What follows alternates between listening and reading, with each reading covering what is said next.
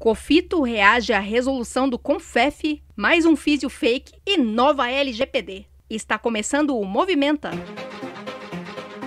o podcast diário do jornalismo do CREFITO 3. Esta é uma produção da Gerência de Comunicação do Conselho.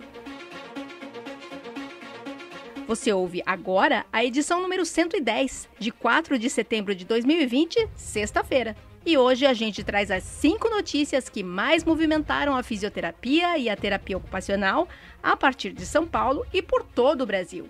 A apresentação do podcast é minha, Mônica Farias, jornalista, e da Gabriela Moreto, também jornalista. Tudo bom, Gabi? Tudo jóia, Mônica. Então a gente pode começar? Vamos lá!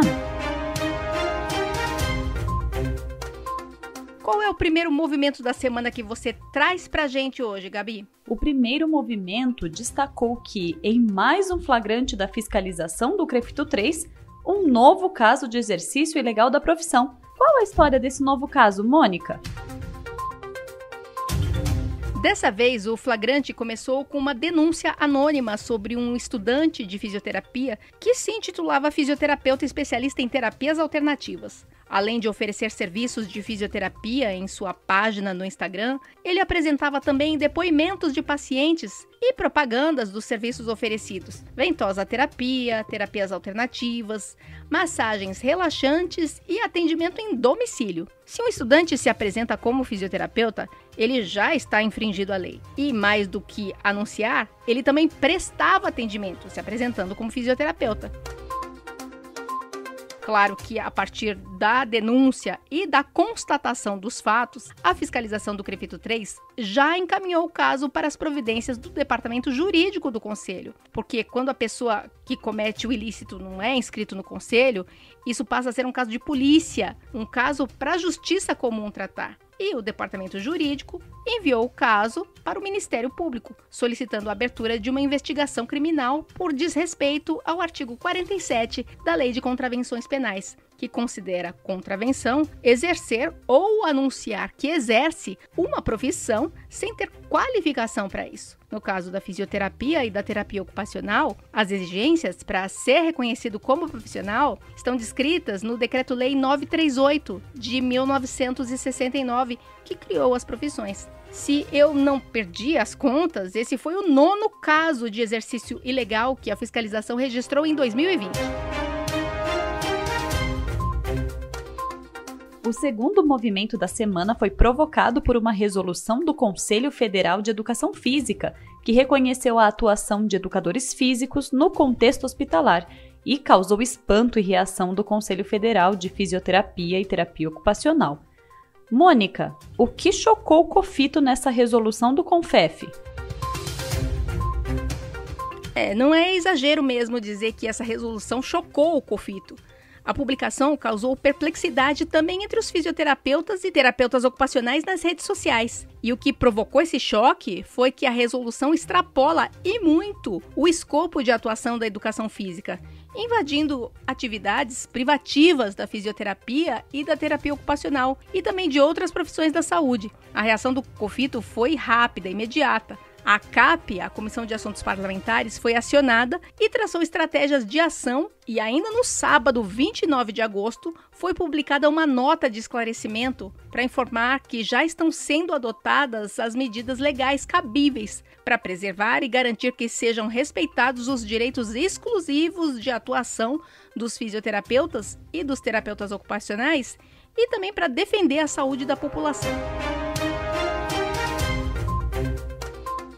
No terceiro movimento da semana, apresentamos um projeto de lei que tramita na Câmara dos Deputados que quer garantir fisioterapeutas em academias de ginástica adaptadas para pessoas com deficiência. O que já é possível falar sobre esse projeto de lei? Gabi, a Comissão de Assuntos Parlamentares, a CAP, do COFITO, já está acompanhando esse projeto de número 3676/2020, de autoria do deputado federal Paulo Bengtson, que demonstra uma valorização ao trabalho do fisioterapeuta com esse público. Na justificativa do projeto de lei, o deputado diz que garantir que as academias estejam estruturalmente aptas e em reais condições de acessibilidade com equipamentos adequados não é o suficiente. É preciso que profissionais especializados estejam ali para assegurar o melhor desempenho desse público. E o fisioterapeuta, nesse cenário, é imprescindível.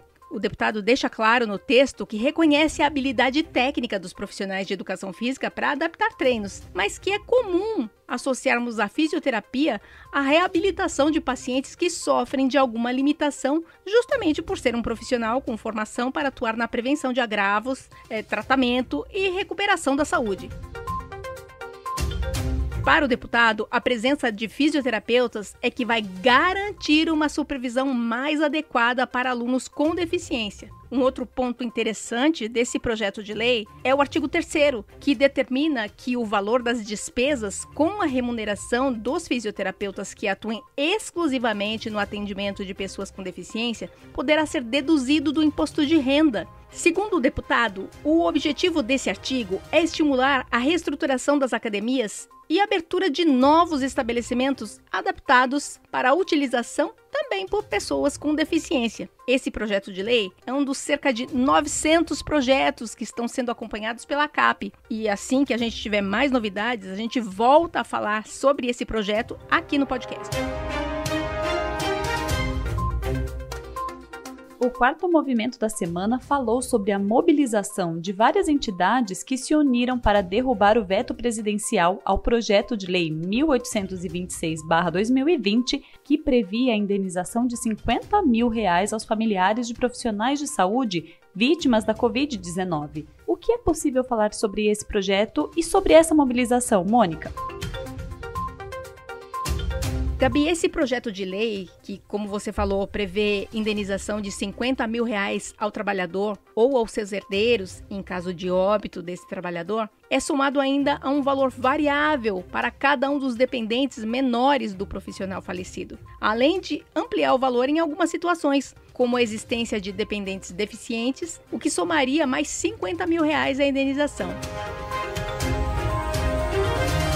O presidente Jair Bolsonaro justificou seu veto à proposta por ela estar em contrariedade ao interesse público e por ser inconstitucional. Segundo o governo, o projeto viola a lei que estabeleceu o Programa Federativo de Enfrentamento ao Coronavírus, ao prever um benefício indenizatório, criando despesa continuada em período de calamidade, no qual tais medidas estão vedadas. Essa união das entidades iniciou uma campanha para pressionar os parlamentares de todos os estados brasileiros para que o Congresso derrube o veto do presidente da República. Em sessão conjunta da Câmara e do Senado, os deputados e senadores podem ou manter ou derrubar o veto. Se o veto for derrubado, o projeto de lei vai se tornar lei. A campanha tem um site que você encontra na descrição do podcast. E nesse site é possível compartilhar a informação pelo Facebook, pelo Twitter ou pelo WhatsApp e garantir que mais pessoas estejam pressionando os parlamentares para que derrubem o veto e garantam essa indenização para os trabalhadores da saúde vítimas da Covid-19.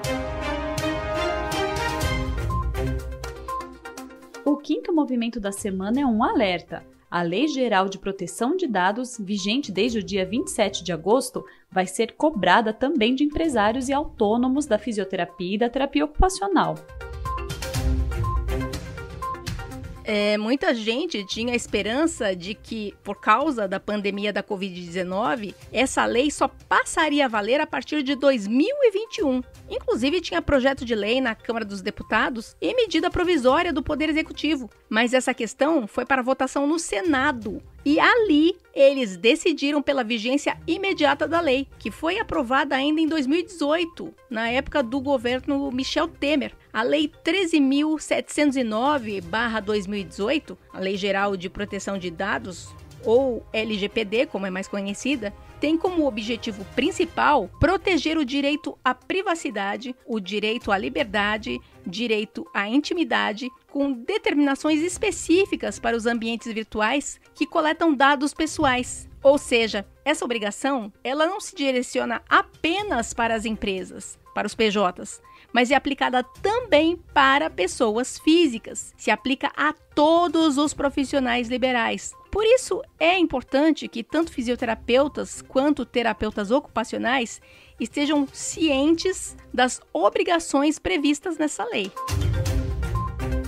É importante também falar que, se houver violação a essas regras, poderá também haver uma punição ao profissional, que pode ser desde uma advertência até uma multa ou mesmo a proibição de exercer a atividade que faça a coleta desse tipo de dado. Ou seja, a partir da vigência da lei, Ministério Público, PROCON e o Poder Judiciário podem aplicar a LGPD imediatamente, por enquanto ainda sem a cobrança das multas por infrações que podem chegar a até 2% do faturamento das empresas. E essa cobrança de multa, ela vai acontecer só em 2021. Então, os fisioterapeutas e terapeutas ocupacionais, empresários ou autônomos precisam se adequar a essa lei. Ah, mas como faz para se adequar? Bom, o profissional pode ele próprio elaborar os documentos que atendam todas as exigências, ou, talvez o mais prudente, ele pode também recorrer a um profissional que entenda dessa legislação.